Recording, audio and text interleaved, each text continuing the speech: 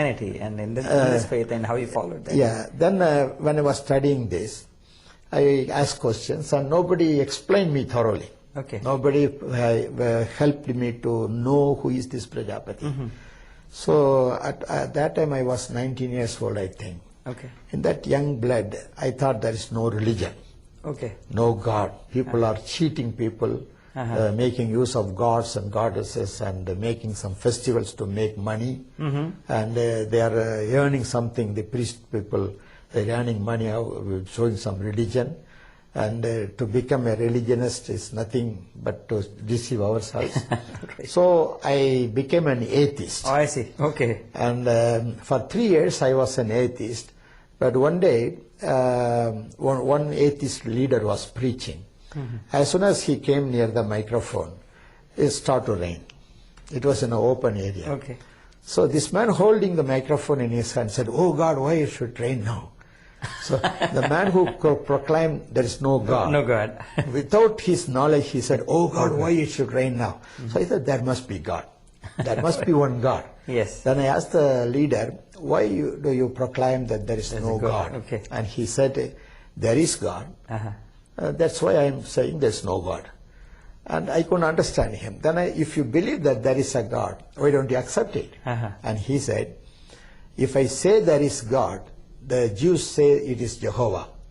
The Christians say it is Jesus Christ. Okay. The Muslims say it is Allah. Okay. And the Hindus in India say they have 3,033,000 gods and goddesses. Oh my goodness. Okay. So why we should make a fight with each other? Let us say there is no God, no religion." All right. Okay. So that was his philosophy about that. Yes. Okay. Then in Hinduism, only the people with their own philosophical mind invented so many philosophies.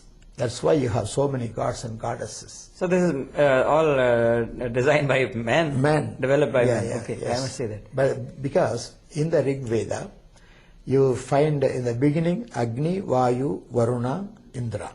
These are the prominent gods they were worshipping. I see. Where are they now? Why people do not worship Varuna today? Oh. They forgot all these 4 elements in the beginning. Now they have newly formed all the new gods. Are these gods in the Vedas? Which god? You're talking about Ganesh and these are not found in the Rig Veda. The Vedas you cannot find. Oh, so how they came in existence? This is what I say. The philosophical mind of people invented so many new philosophies, and every attribute of God was formed as a god. That's why we have numerous gods. So, but people say, for example, there was I was in India. There was fighting going on among this temple and mosque about Ram Janam Bhoomi. Yeah. So, it means it existed Ram. Actually, when actually this thing was progress in India before demolition. I see. Many times the Muslim group and the Hindu groups, they used to sit together with some mediator and were talking how to solve this problem. And once the Imam of Islam, he asked a question to the Hindu group, if you prove that there was a person like Rama lived, I see, we will demolish the masjid with our own hands and give the place to you. Okay. He wanted them to prove historically. For that, Mr. Joshi, who was also a leader of the religion, he replied that they cannot prove, but it is their faith. Oh. So there's no evidence for... There's no evidence. So they call it Ram Janam Bhoomi. They may call it, but they have to go deep into the Vedas in which they will not find it. See, suppose I believe that this table is God. It is my faith. Can you say no to that? No. Unless you make me to understand this is an ordinary wood, yes, which is shaped and made like a life table, then if I understand, I must have a willingness to understand. Thing. So individually, we cannot condemn other faith. But if they are interested to know God, know the truth. So being a religious person is something else. I see. But if you really want to know God to save your soul, then you have to go for research and search work. Okay. All right. So every person has given knowledge and wisdom to understand God. Okay. Whether we have to make use of that. If I refuse, no, I cannot do that. I will only follow what my forefathers were doing. if they say they will do only their forefathers were doing, why do they come to Canada? Why do they put on suit? Okay. Why they put on, they make themselves like a Canadian woman, Alright, Canadian man? Yes, okay. They cannot do that. They cannot follow their ancestors. Their ancestors never traveled in aeroplane. They walked. And they walk nowadays. Yeah, okay. So see, things are changing. So, the but culture is changing. I see that the Mahabharata and Ramayana, they all, we see their dramas and everything. Yeah, but because on those days, people worship them as only a god. the Pandits, the Brahmin priests, they know the Veda. They studied the Veda. I see. And the forbidden other people like Kshatriya, Vaisya, Sudra, Panchama, they were not allowed to study Vedas. Okay. Only sometimes the Kshatriyas were also allowed because the Brahmins needed the help of the Kshatriyas. They are warriors. Okay. So they need that. So they allowed some of the Kshatriyas also to study Vedas. But they were never allowed to become priests. You know all the Vedas by memory. I see. You cannot become a priest unless you are born in a Brahmin family or a Pandit. Oh, okay. So you're talking about Brahmin, the born in Brahmin family. Okay. Yeah. What about this? They call it Punarjanama and 84 lakhs. So I will tell you about this Mahabharata. Okay, yeah, Mahabharata. Okay. This comes under the category of Upanishad, not even Upanishad. They are called the what do you call Itikasas. Itikasa means great parable. Oh, parable. A big parable. I see. It's a story. See, there must be some foundation.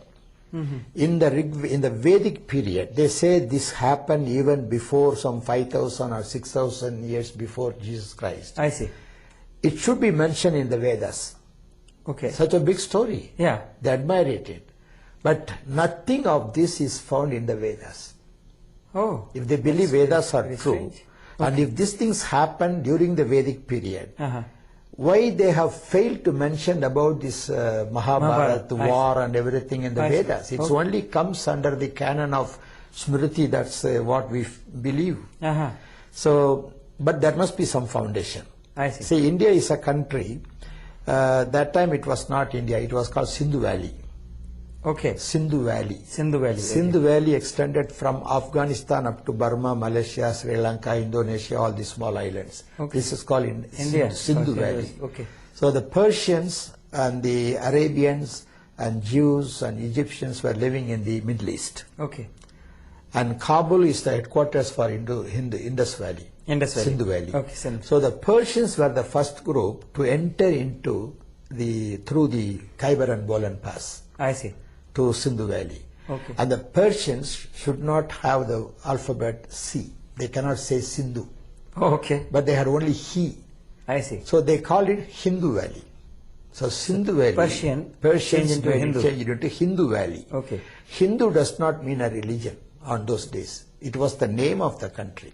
Oh, but they, today we see it's a Hinduism. See, now, when they called it Hindu Valley, then after some time, the Arabians came, Okay. who became Muslims. Okay. And they called it Hindustan. Okay. Then later period, and the Portuguese and the French people came to India. They grabbed some places. And they called Indies. Okay. Even today, if you go to Germany and all the European countries, they call Indi, not India. I They see. call Indies. Indies. Yes, Indies. So we have West Indies, yes. Indies, Indies. and East Indies. Okay. Yeah. So this Indies, when the English people came, they started to grab one state after another. Okay. India was about 85 countries on those days. It was not one country. Oh, huge. So they started to grab one after another. Finally, they brought every country under their control and named it All India. Even today, when the English news is read in India, they say this is All India Radio. That's right. Even in the Indian Constitution, it is under All India. Okay. So India means it is not one country.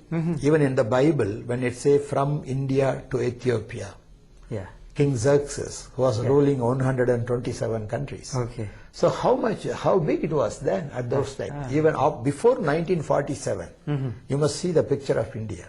Yeah. Okay. When the English people gave independence to India, they gave independence to all the other states.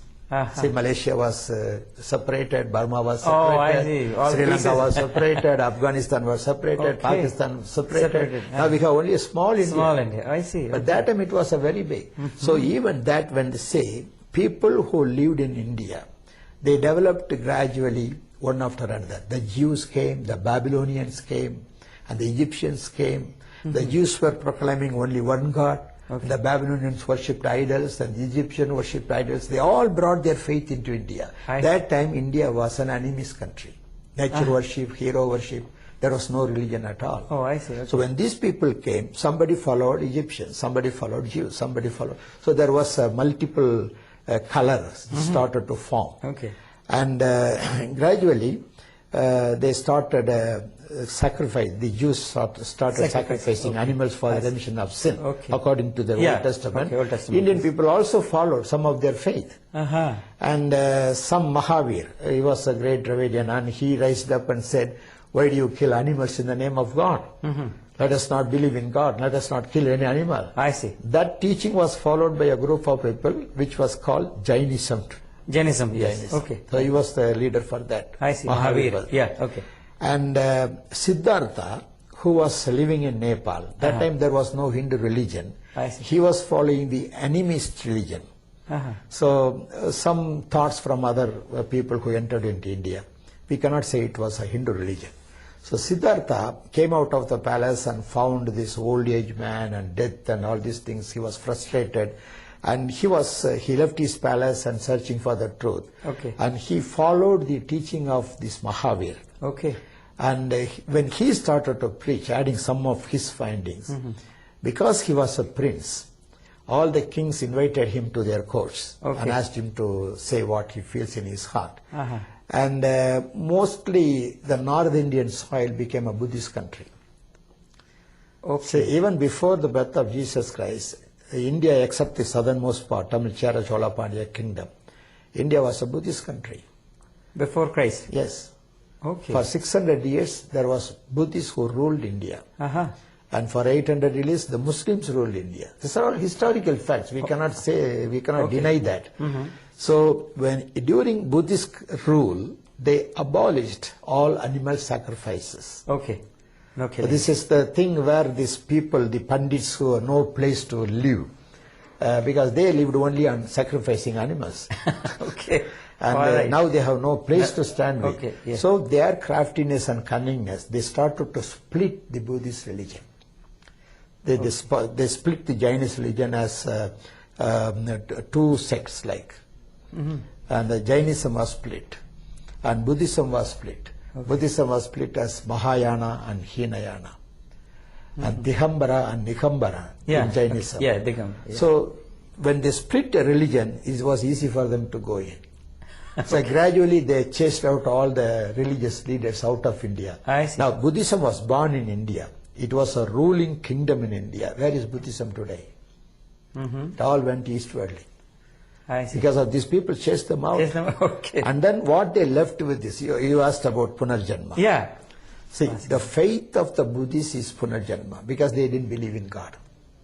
Oh. See, suppose if I ask somebody, what will happen to your soul after death? If he believes in God, he will say, God will find a remedy for my soul. I see. But these Buddhists never believed in God. They never preached about God. Buddha never told that he is a God incarnation. It is only these people made him an incarnation. Oh, I see. And they have to say some answer. What they said, when a person dies, he has to take another birth. Okay. So what he does in this life will be accumulated for his other life. Other life, okay. And that what he does in that life will be continue for his other life. Okay. And like that it has to go on and on. Then how many births we have to take? Okay. So Punarjanma is a philosophy. Okay. So suppose if I suffer with tuberculosis, Okay. if it is my janma, it is because of my janma. Okay. Why I should go to hospital? I should die. I should accept the janma, the karma. Yeah, okay. See, suppose if you lose one of your legs, if it is your karma, Okay. then you have to live with one leg. Why do you go and make an artificial leg? You want to break the karma. Okay. So why should Vivekananda or Paramahamsa, all these people started doing something good in the religion? Did they want to abolish karma? I see. See, karma is stamped on the fate is stamped on everybody's head because of the craftiness of these Brahmin people. Oh. So they took something from the Buddhist religion and mixed with their philosophy. So I read one story in one of the Upanishads.